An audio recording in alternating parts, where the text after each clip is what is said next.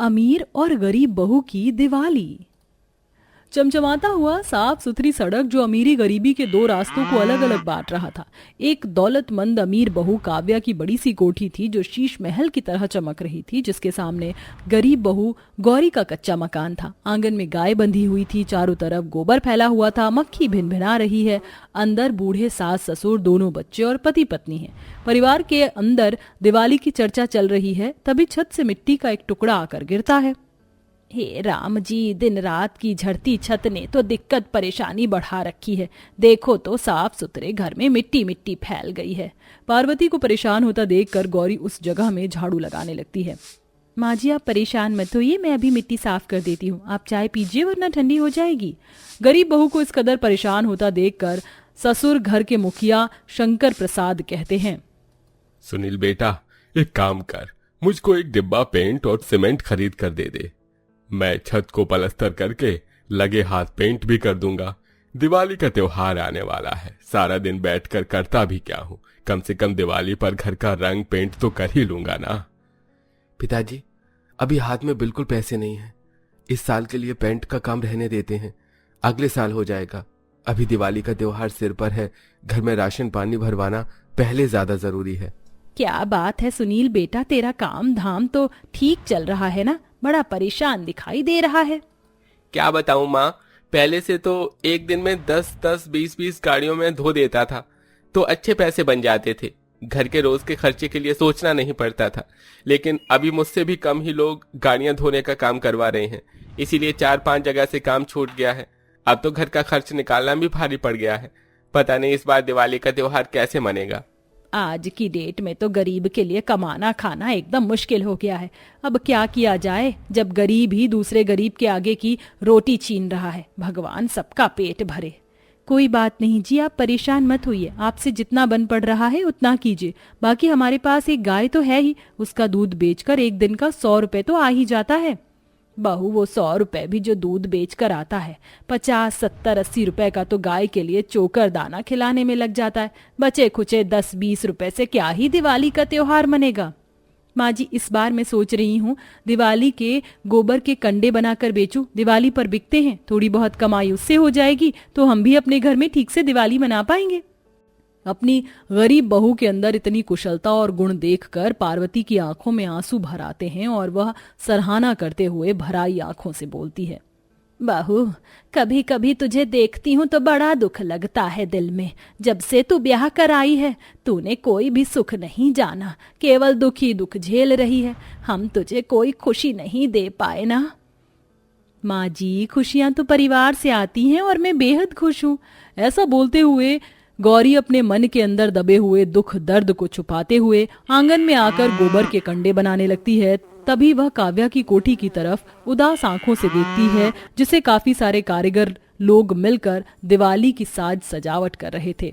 Madam जी, देखिए ये वाली मरकरी दिवाली के घर में सबसे सुंदर लगती है, ये लगा दूं? नहीं भैया, ये मरकरी लाइटें आज के जमाने के हिसाब से ओल्ड फैशन हो गई है, मुझे अपने हिसाब से चूज करने दीजिए। हाँ, ये स्काई ब्लू कलर की लड़ी मेरे बंगले की शो बढ़ा देगी। यही लगाओ। ठीक है मैडम जी, लगाता हूँ। कारीगर घर को सजाने लगते हैं। तभी काव्या गौरी के सूने से घर की तरफ नजर मारते हुए इतरा कर बोलती है, क्यों मेरी गरीब पड़ोसन, क्या हाल चाल है तुम्हारा? ये क्या, तुम दिवाली के टाइम में भी गोबर में लगी पड़ी हो? वैसे मेरा बंगला सज धज कर कैसा दिख रहा है बताओ? हर साल की तरह इस साल भी दिवाली पर आपकी कोठी सबसे सुंदर ही लगेगी काव्या जी। वो तो लगनी ही थी, पूरे 10 लाख रुपए लगाकर दिवाली की साज सजावट करवाई है और दिवाली की पूजा के लिए खास 24 कैरेट सोने की बड़ी सी लक्ष्मी गणेश जी की मूर्ति भी बनवाई है। तुम तो वही हर साल की तरह इस साल भी ठेली पर से मिट्टी की मूर्ति खरीदोगी, है ना? क्योंकि सोना चांदी खरीदने की तो तुम जैसे गरीबों की हैसियत ही कहाँ होती है। तुम्हारी तो सारी जिंदगी ये गोबर उपले करते, परिवार संभालने और बच्चे पालने में गुजर गई। और मेरी किस्मत देखो, इतने बड़े बंगले की बहू हूँ मैं। काव्या अपने रुपए और दौलत का दिखावा करते हुए अपने तानों से गरीब बहू के दिल में सुइयां चुभो रही थी। गौरी के दिल में बसा दर्द आंसू बनकर आंखों में छा गया। वो चुपचाप से कंडे बनाने लगी। तभी उसके दोनों बेटा बेटी लड्डू रानी आ जाते हैं। माँ देखो, हम खेल कर आ गए। आ गए दोनों? सारा दिन खेलने में कहाँ खोए हुए थे? जाओ, मैंने रोटी बना रखी है, दोनों भाई बहन खा लो। नहीं माँ, मुझको सूखी सी रोटी भुजिया नहीं खानी, मुझको लजीज लजीज पकवान खाने हैं। तुमने कहा था दिवाली आने पर बनाओगी, देखो दिवाली भी आ गई। अब तो बना दो मालपुए, दूध वाली खीर और पूरी, तभी मैं भर पेट खाऊंगा। भोले से लड्डू की आंखों में पकवान खाने के लिए इच्छा देखकर रोते हुए दिल से उस माँ ने बोला, लड्डू बेटा, अभी दिवाली में 2 दिन बाकी हैं, बना दूंगी मैं पकवान, अभी तुम रोटी खा लो। ठीक है माँ, लेकिन परसों दिवाली में पकवान जरूर बनाना। बेचारी गौरी सारा दिन उपले के कंडे बनाती और नदी पर से मिट्टी ढोकर लाती और दिए बनाती है ताकि 2 पैसे ज्यादा कमा पाए। तो वहीं अमीर बहू दिवाली की शॉपिंग में खूब पैसा उड़ा रही थी। रूही, आर्यन, बच्चों देख लो, तुम्हें जो भी पटाखे पसंद है जितने चाहिए उतने ले लो। मामा मामा, मुझे पिस्तौल वाली गन चाहिए और ये अनार बम और आलू बम भी। मम्मी, मुझे ये फुलझड़ी और चरखी चाहिए। अच्छा ठीक है, ले लो दोनों। भैया ये क्रॉकरी के पैकेट कितने के हैं? मैडम जी, एक पैकेट 500 का पड़ेगा आपको दिवाली के डिस्काउंट के साथ। मॉल के अंदर दिवाली शॉपिंग पर इतनी महंगाई देखकर काव्या की सास सुजाता उसे टोकती है। अरे भैया, इतने महंगे के बम पटाखे तो मिल भी नहीं रहे जितने की तुम मॉल के अंदर बेच रहे हो। बहू, यही पटाखे बाहर में 100 रुपए पैकेट मिल रहे हैं, वहां से खरीदने में क्या बुराई है? मम्मी जी, आपका दिमाग तो खराब नहीं हो गया? हम हाई क्लास के लोग हैं, रोड साइड से थोड़ी ना दिवाली की शॉपिंग करेंगे। हम जैसों के लिए तो ये मॉल बना है, और फिर हमारे पास पैसों की कमी थोड़ी है, अच्छा खासा अमीर हैं हम। बहू, माना कि हम लोग अमीर हैं, हमारे पास पैसों की कमी नहीं है, लेकिन इसका मतलब ये थोड़ी है कि ऐसी अफवाह खर्च करें। बुरा वक्त किसने देखा है? लेकिन काव्या की आंखों पर दौलतमंद पैसे वाले होने की पट्टी बंधी हुई थी। अपनी सास की बातों को एक कान से सुनकर उसने दूसरे कान से वो निकाल दी। तो वहीं गरीब बहू दिवाली के लिए बाजार में बैठकर कंडे दिए बेच रही थी। दिवाली के दिए ले लो, दिवाली के दिए, 10 के 12 दिए ले लो, गोबर के कंडे ले लो। किसी तरह 2-4 लोग उससे चीज खरीदते हैं। 100-200 कम कर ही गरीब बहू संतुष्टि कर लेती है। लक्ष्मी माता की दया से जूही 100-200 तो आ गए। दिवाली पूजा के लिए इससे सामान खरीद लेती हूँ, बाजार भी उठने लगा है।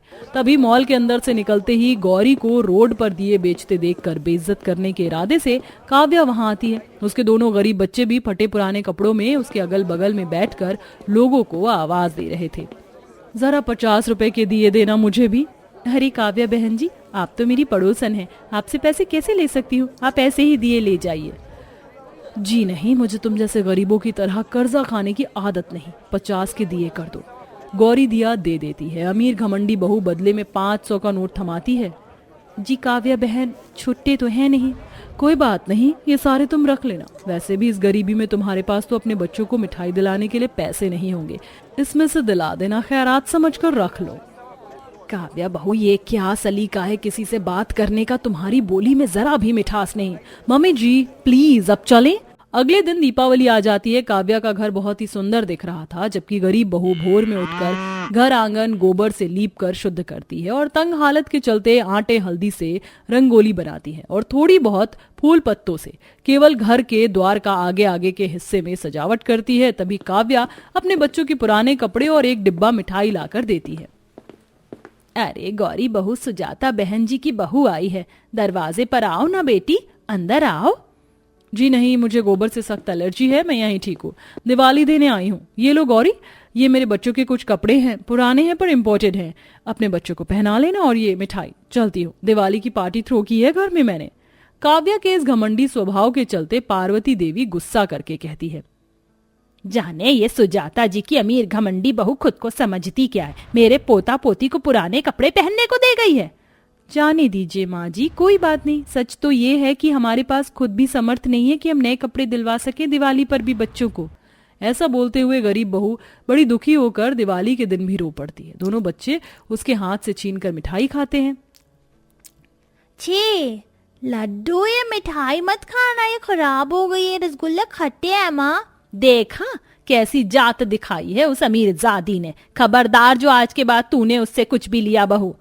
गरीब बहू के घर में दिवाली की बिल्कुल रौनक नहीं थी, जबकि अमीर बहू अपने परिवार के साथ बम पटाखे फोड़कर बंगले के बाहर धूमधाम से दिवाली मना रही थी, मिठाई खा रही थी। आहा, या कितना मजा आ रहा है ना रूही। बच्चों, एक के बाद एक पटाखे मत चलाओ, थोड़ा रुक जाओ। लेकिन दोनों नहीं मानते हैं। तभी दिवाली की आतिशबाजी से लड़ी में आग लग जाती है, जो कि पल भर में चारों तरफ फैल जाती है। लापरवाही के चलते उन्हें बड़ा नुकसान उठाना पड़ता है। हे भगवान, दिवाली के दिन घर जल गया, अब कहाँ रहेंगे हम सब। एक लापरवाही कितनी भारी पड़ी। काव्या के मुंह पर चुप्पी छाई हुई थी। तभी गौरी उन्हें अपने घर में आने को बोलती है। सब मिलकर लक्ष्मी पूजन करते हैं। बहू सबको लड्डू बांटती है। काव्या की आंखों में पछतावा था। गौरी, मैंने तुम्हारे साथ इतना गलत किया, तुम मेरे बर्ताव के लिए नाराज नहीं हो मुझसे? मुझे माफ कर दो, मैंने हमेशा दौलत का घमंड दिखाया, तुम्हें बार बार बेइज्जत किया। कोई बात नहीं, भूल इंसानों से ही होती है काव्या। तुम्हें अपनी गलती का एहसास है, ये बड़ी बात है। अब दोनों अमीर गरीब बहू के बीच से गिले शिकवे मिट चुके थे। सब मिलकर दिवाली मनाते हैं। वेल दोस्तों, दिवाली पर आपको कौन से बम फोड़ना पसंद है, कमेंट में जरूर बताएं।